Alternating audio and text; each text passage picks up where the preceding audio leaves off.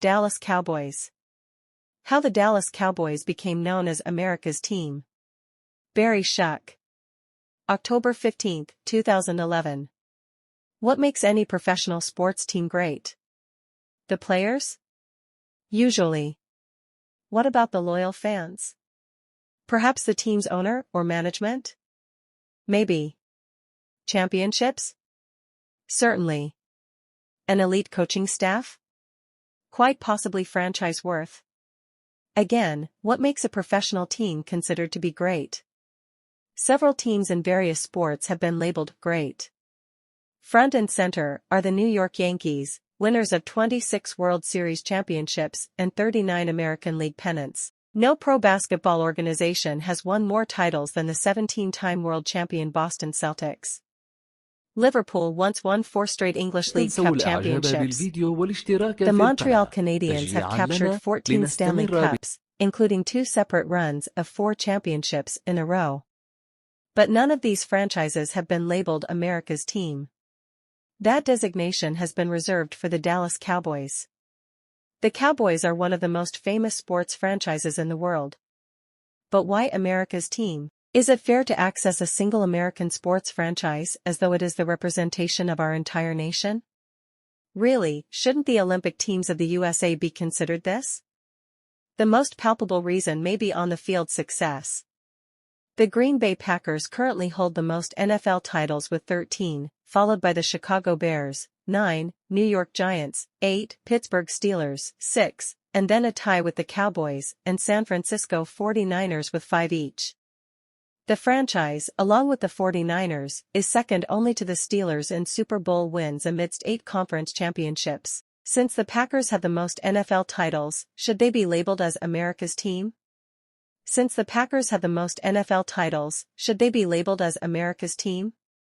The Cowboys have more victories on Monday Night Football, 41, than any other NFL team and hold NFL records for the most consecutive winning seasons, 20, from 1966 to 1985, and most seasons with at least 10 wins, 25.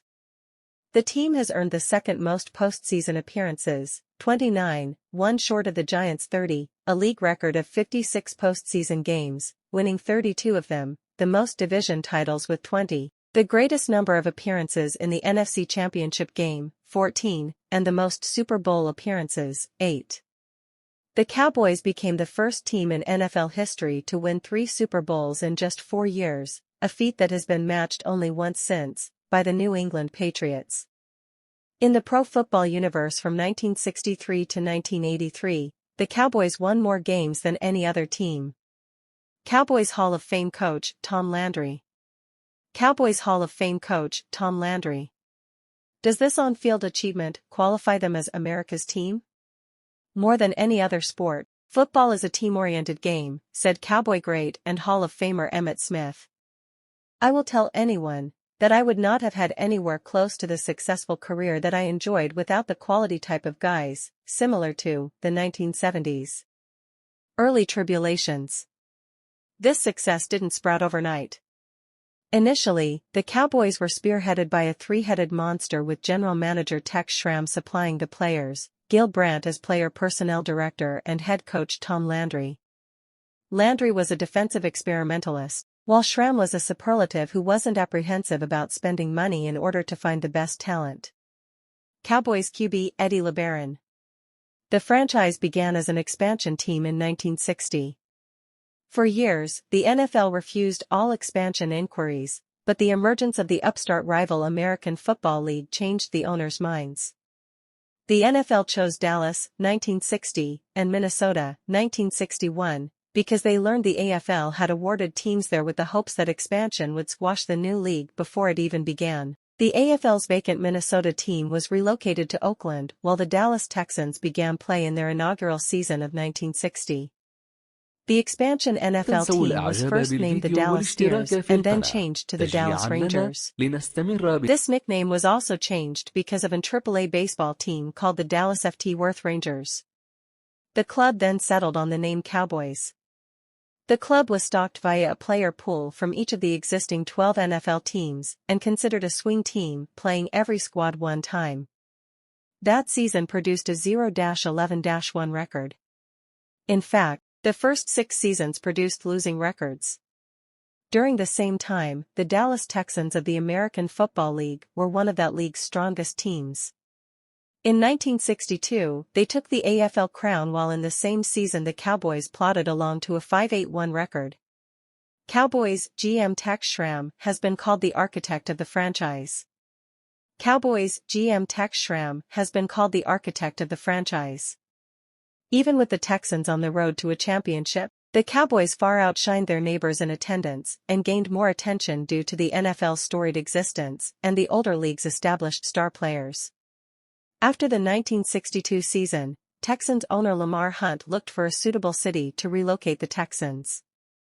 He set his sights on New Orleans, but passed when he realized that the stadium suitable for pro football was still segregated.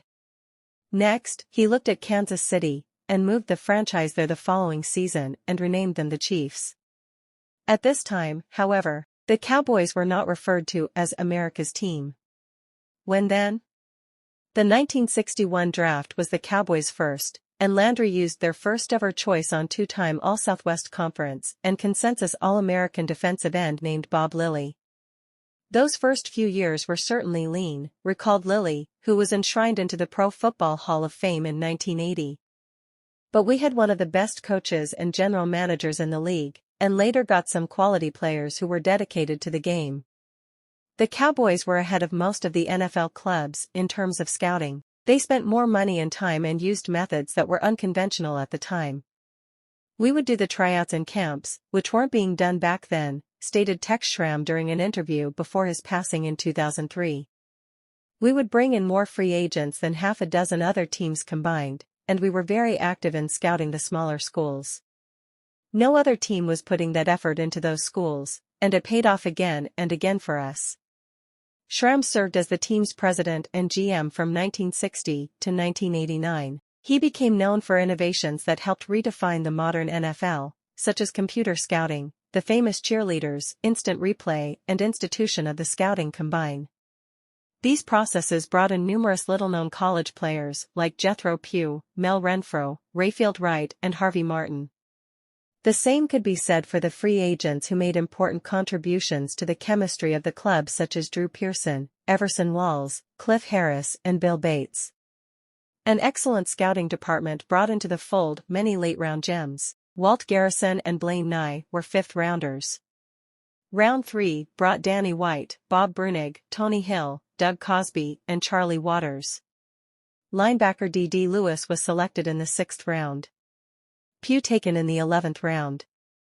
And what about the success of the fabled first round? Leroy Jordan, Billy Joe Dupree, Calvin Hill, John Nyland, Ed Too Tall Jones, Jim Jeffcoat, Dwayne Thomas, as well as Hall of Famers Tony Dorsett and Randy White. When I was a kid, all you ever heard about was the Cowboys, related Emmett. I wanted to be like Tony Dorsett. The Cowboys were like Michael Jordan and the Chicago Bulls, they were always winning. And people want to follow teams that are winners. It provides a positive influence in their own lives, something to be proud of. Schramm explained that as players left, others just as good or better were added. The key was that we had a good organization and the team stayed together season after season, he said.